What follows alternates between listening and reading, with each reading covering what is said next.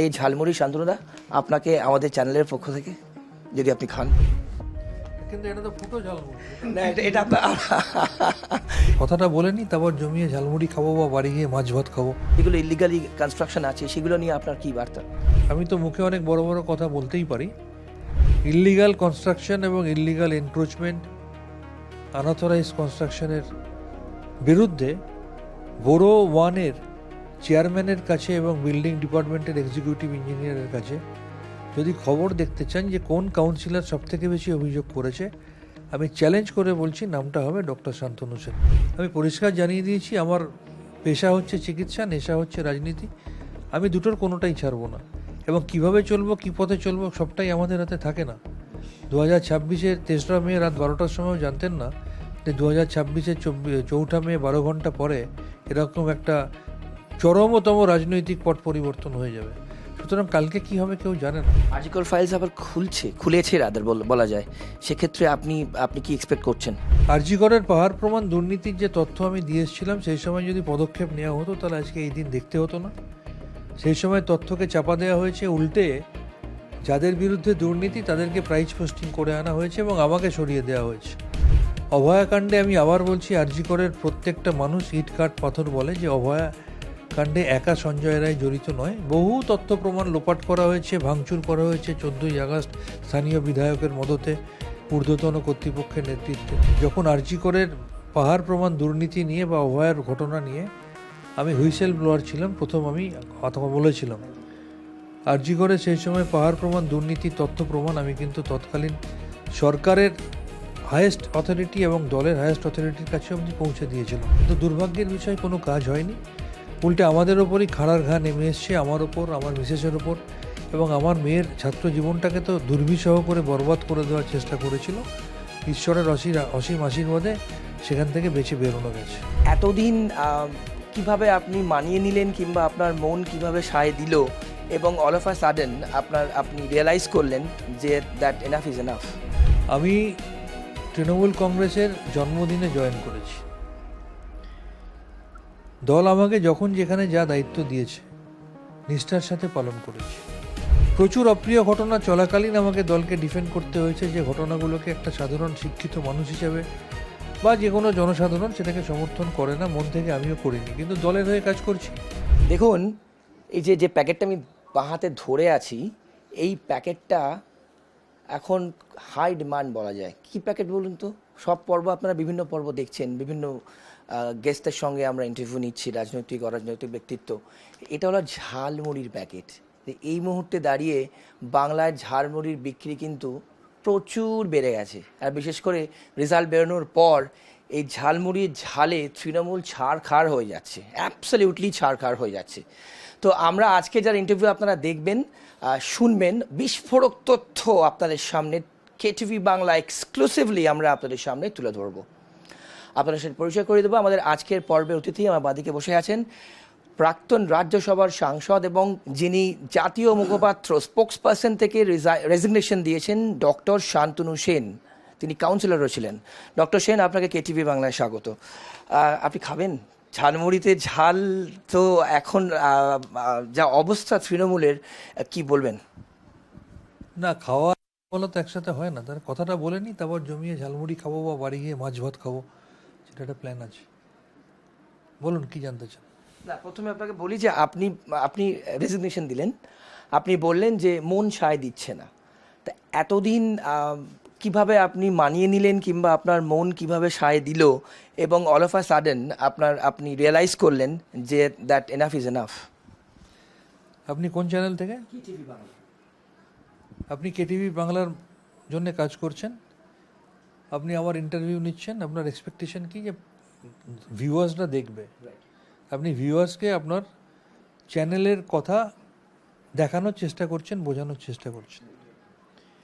যদি আপনি কালকে হঠাৎ উপলব্ধি করেন যে এন্টার ভিউয়ার বেশ আপনার পাশ থেকে সরে গেছে, এন্টার ভিউয়ার বেশ আর আপনার চ্যানেল দেখতে চাইছে না বা আপনার কথাগুলোকে বিশ্বাস করছে না, তখন তো কোথাও মনে হবে যে তারপর আর এই কাজটা করে লাভ কী।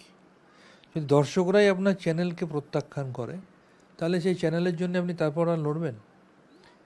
আমি তৃণমূল কংগ্রেসের জন্মদিনে জয়েন করেছি। দল আমাকে যখন যেখানে যা দায়িত্ব দিয়েছে নিষ্ঠার সাথে পালন করেছি, সেটা বাংলায় হোক, সেটা ত্রিপুরায় হোক, সেটা আসামে হোক, সেটা গোয়াতে হোক। আমি যখন মুখপাত্র ছিলাম আমি দলের জন্যে কাজ করেছি, সমস্ত ঘটনায় দলকে ডিফেন্ড করেছি। প্রচুর অপ্রিয় ঘটনা চলাকালীন আমাকে দলকে ডিফেন্ড করতে হয়েছে, যে ঘটনাগুলোকে একটা সাধারণ শিক্ষিত মানুষ হিসেবে বা যে কোনো জনসাধারণ সেটাকে সমর্থন করে না, মন থেকে আমিও করিনি, কিন্তু দলের হয়ে কাজ করছি। আপনিও যেমন হয়তো আপনার চ্যানেলের কোনো পলিসি ভালো না লাগলেও যতক্ষণ চ্যানেলে আছেন আপনি সেটা কন্ট্রাডিক্ট করতে পারবেন না। আমি চেষ্টা করেছি সেগুলো করার। একটা বহুল প্রচলিত চ্যানেলে ইন্টারভিউ চলাকালীন একটা ভয়ঙ্কর দুর্নীতির তথ্য ফাঁস হয়েছিল, সেই সময়তেও মন থেকে মেনে না নিতে পারলেও আমাকে সেখানে ডিফেন্ড করতে হয়েছে। বাড়ি এসে সাধারণ লোক, আমার রুগী, আমার পেশেন্ট পার্টি, আমার বাড়ির লোক সবাই বলেছে এগুলো কেন ডিফেন্ড করছিস। আমি বলেছি আমি দলের হয়ে যাচ্ছি, চেষ্টা করছি শেষ পর্যন্ত ডিফেন্ড করার। কিন্তু 2026-এ 4 মে যখন হিউজ পাবলিক ম্যান্ডেটে দেখলাম যে মানুষকে আমরা বোঝাতে পারিনি, মানুষ আমাদের কথা বিশ্বাস করেনি, বা মানুষ বুঝতে পেরেছে যে আমরা যেগুলো বলছি সব ঠিক নয়, সত্যি করে কিছু ঘটনা আছে। তো মানুষ যখন প্রত্যাখ্যান করেছে, সে প্রত্যাখ্যানের রায়কে মেনে নিতে হবে। আমি জিতলে বলবো মানুষের রায় জিতেছি, আর আমি হেরে গেলে বলবো এই হার মানি না, এটা তো হতে পারে না। তাই মানুষের রায়কে মান্যতা দিয়ে আমার মনে হয়েছে এর পরেও মানুষ যখন চাইছে না, মন তো অনেক দিন ধরেই চাইতো না, কিন্তু মানুষ যখন চাইছে না, তখন এর পরেও এই ধরনের ঘটনাগুলোকে ডিফেন্ড করার জন্য আর স্পোক্সপারসন হিসেবে বলাটা বোধহয় সমীচীন নয়। তাই আমার তৃণমূল কংগ্রেসের দলনেত্রী এবং রাজ্যের প্রাক্তন মুখ্যমন্ত্রী মমতা বন্দ্যোপাধ্যায়ের কাছে এই সর্বভারতীয় স্পোক্সপারসনের পদ থেকে ইস্তফাপত্র পাঠানো। বেশ, শান্তনুদা, নেক্সট কোয়েশ্চেন যেটা করব, যে আপনার যারা সহকর্মী আছেন তারা কিন্তু বিস্ফোরক কথা বলছেন এবং তারা একদম ডাইরেক্টলি বলছেন যে দলীয় নেতৃত্ব ক্ষেত্রে তা চ্যালেঞ্জ করে বলছেন যে তাদের কিছু ভুল পদক্ষেপ, তাদের ঔদ্ধত্য এবং দুর্নীতি একটা সব থেকে বড় রিজন, এবং প্রাক্তন মুখ্যমন্ত্রী পদত্যাগ পর্যন্ত করেনি, সেটা নিয়েও কিন্তু তারা মুখ খুলছেন। এই বিষয়ে আপনার স্ট্যান্ড কি? দেখুন, পৃথিবীর কেউ বলতে পারবে না যে ডক্টর শান্তনু সেন বিজেপি জেতার পর বা তৃণমূল হারার পর মুখ খুলেছে। তার কারণ আজকে আপনি আমাকে ইন্ট্রোডিউস করছেন প্রাক্তন সাংসদ হিসেবে। আমি কিন্তু সেদিনে দলের এক্সিস্টিং সাংসদ ছিলাম, যখন আরজি করের পাহাড় প্রমাণ দুর্নীতি নিয়ে বা অভয়ার ঘটনা নিয়ে আমি হুইসেল ব্লোয়ার ছিলাম। প্রথম আমি কথা বলেছিলাম আরজি করে সেই সময় পাহাড় প্রমাণ দুর্নীতির তথ্য প্রমাণ আমি কিন্তু তৎকালীন সরকারের হায়েস্ট অথরিটি এবং দলের হায়েস্ট অথরিটির কাছে অবধি পৌঁছে দিয়েছিলাম। আমি কিন্তু অভয়ার কাণ্ডের পরেও আমি এবং আমার মিসেস ডক্টর কাকুলি সেন আমরা কিন্তু সেই হুইসেল ব্লোয়ারের কাজ করেছিলাম, কিন্তু দুর্ভাগ্যের বিষয় কোনো কাজ হয়নি। উল্টে আমাদের ওপরই খাড়ার ঘা নেমে এসছে, আমার ওপর, আমার মিসেসের ওপর, এবং আমার মেয়ের ছাত্র জীবনটাকে তো দুর্বিষহ করে বরবাদ করে দেওয়ার চেষ্টা করেছিল। ঈশ্বরের অসীম আশীর্বাদে সেখান থেকে বেঁচে বেরোনো গেছে। আরজিকর ফাইলস আবার খুলেছে রাদার বলা যায়, সেক্ষেত্রে আপনি কি এক্সপেক্ট করছেন? আরজি করের পাহাড় প্রমাণ দুর্নীতির যে তথ্য আমি দিয়ে এসেছিলাম, সেই সময় যদি পদক্ষেপ নেওয়া হতো তাহলে আজকে এই দিন দেখতে হতো না। সেই সময় তথ্যকে চাপা দেওয়া হয়েছে, উল্টে যাদের বিরুদ্ধে দুর্নীতি তাদেরকে প্রাইজ পোস্টিং করে আনা হয়েছে এবং আমাকে সরিয়ে দেওয়া হয়েছে। অভয়াকাণ্ডে আমি আবার বলছি, আরজি করের প্রত্যেকটা মানুষ ইট কাঠ পাথর বলে যে অভয়াকাণ্ডে একা সঞ্জয় রায় জড়িত নয়। বহু তথ্য প্রমাণ লোপাট করা হয়েছে, ভাঙচুর করা হয়েছে 14ই আগস্ট স্থানীয় বিধায়কের মদতে, ঊর্ধ্বতন কর্তৃপক্ষের নেতৃত্বে। পুলিশের একাংশ ইন্দিরা মুখার্জির মতো ডিসি অফিসার দাগি অভিজ্ঞ, যেখানে ক্রাইম সিনে প্রেজেন্ট থাকা সত্ত্বেও তাকে মিথ্যা করে ফিঙ্গারপ্রিন্ট এক্সপার্ট বলে চালিয়ে দেওয়ার চেষ্টা করা হয়েছে। সুতরাং চেষ্টা করা হয়েছে প্রকৃত তথ্য যাতে সামনে না আসে। আমি জানি না এতদিন তথ্য প্রমাণের আর কতটা অবশিষ্ট আছে, তবুও নতুন সরকার বা তার মুখ্যমন্ত্রী শুভেন্দু অধিকারী মহাশয় যেভাবে আরজি করের ফাইল উন্মোচন করেছেন তাতে আমরা সবাই খুব খুশি, এবং নতুনভাবে আবার আশায় বুক বাঁধছি যে আরজি করের দুর্নীতির প্রকৃত তদন্ত হবে, দোষীরা চিহ্নিত হবে, এবং অভয়াকাণ্ডে প্রত্যক্ষ পরোক্ষভাবে যারা যুক্ত তাদের প্রত্যেককে চিহ্নিত করে দৃষ্টান্তমূলক শাস্তি দেবে, সেই আশায় বুক বেঁধেছি নতুন করে। বেশ, শান্তনুদা, অনেকগুলো রিজন আছে, তার মধ্যে যদি আমি আপনাকে সব থেকে প্রায়োরিটাইজ করতে বলি যে এই যে ল্যান্ডস্লাইড ভিক্টরি হলো বিজেপির, সেক্ষেত্রে হোয়াট ওয়েন্ট রং, মানে তৃণমূলের মেন কারণ কি, মেন রিজনকে যেটা মানুষজন একদম প্রত্যাখ্যান করেছে, ঔদ্ধত্য বলুন, দুর্নীতি বলুন, সিন্ডিকেট বলুন, যে জিনিসগুলো ভুল প্রতিশ্রুতি বলুন, কোনটা আপনাকে সব থেকে বড় রিজন আপনার কি মনে হয়? আমার তো মনে হয় সব থেকে মানে অনেকগুলো কারণের মধ্যে একটা অন্যতম গুরুত্বপূর্ণ কারণ হচ্ছে আরজি কর এবং অভয়া, সেটা সারা বিশ্বকে নাড়িয়ে দিয়েছিল।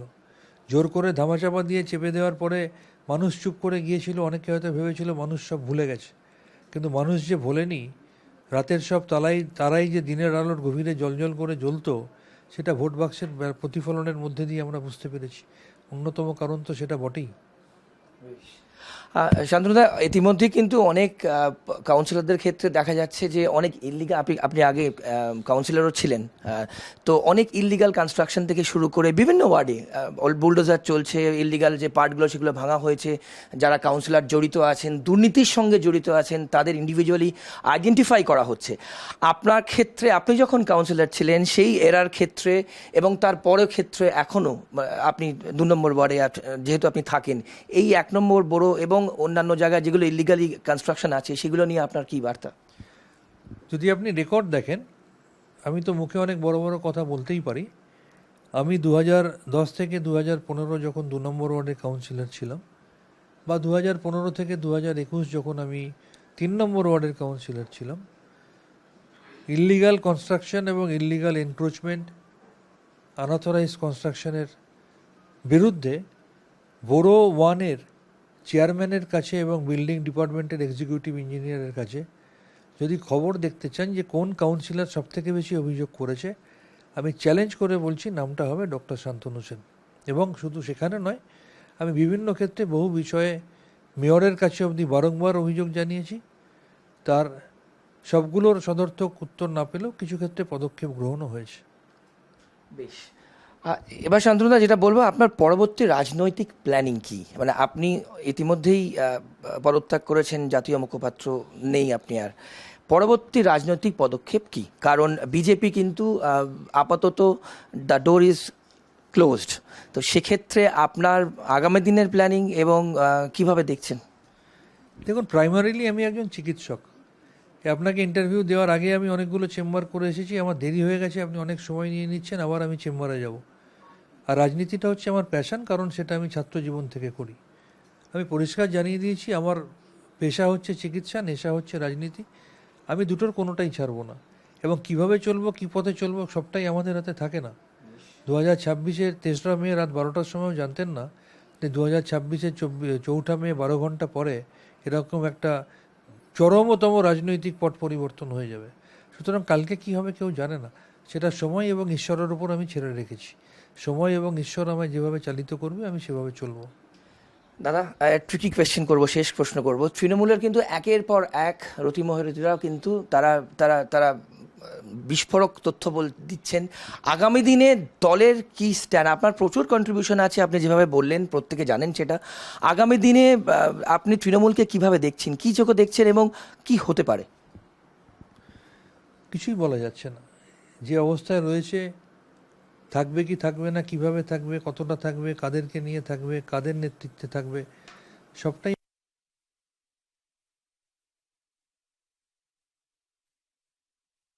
তার মধ্যে এত মানুষের বিদ্রোহ একসঙ্গে, তারা তো আমি আবার আপনাকে বললাম, থাকবে কি থাকবে না, থাকলে কাদের নিয়ে থাকবে, কাদের নেতৃত্বে থাকবে, কি পথে চলবে বা চলবে না, বা নতুন ফরমেশন হবে কি না, কারা থাকবে কারা বেরিয়ে যাবে, সবটাই সময় বলবে। আপনার কি বিজেপিতে যাওয়ার কোনো চান্সেস? আমি একই প্রশ্ন বারবার করছেন কেন? আমি তো আবার বললাম যে আমার রাজনৈতিক ভবিষ্যৎ আমি সময় এবং ঈশ্বরের ওপর ছেড়ে রেখেছি। তার বাইরে কিছু হতে পারে না। আপনি প্ল্যান করলেও সবটা আপনার হাতে থাকে না। আপনি প্ল্যান করতে পারেন, কি হবে সেটা আপনার হাতে নেই। আগামী দিনে সময় এবং ঈশ্বর আমায় যেভাবে পথ দেখাবে আমি সেই পথে চলব। তৃণমূলের নেতৃত্বের কাছে আপনার ওয়ান লাইনার এই মুহূর্তে দাঁড়িয়ে?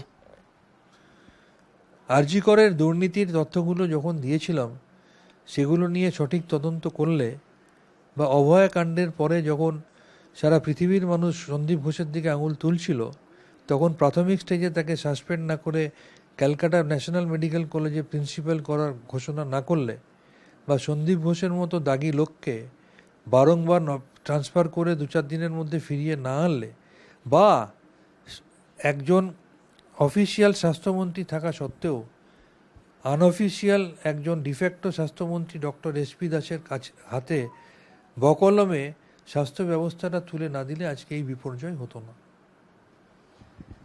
ওকে, শান্তনুদা, আইপ্যাক নিয়ে কিন্তু আমরা যখন কথা বলেছি অনেকে কিন্তু পরিষ্কার বলছেন যে আইপ্যাকের জন্যই তৃণমূলের এই হাল, এবং আইপ্যাক টোটাল পার্টিটাকেই তুলে দিচ্ছে একদম কোট আনকোট। আমরা অনেককে জিজ্ঞেস করেছি, তারা কিন্তু এই এই এই কথা বলছেন, যারা সাসপেন্ডেড এবং যারা বহিষ্কৃত তৃণমূল থেকে।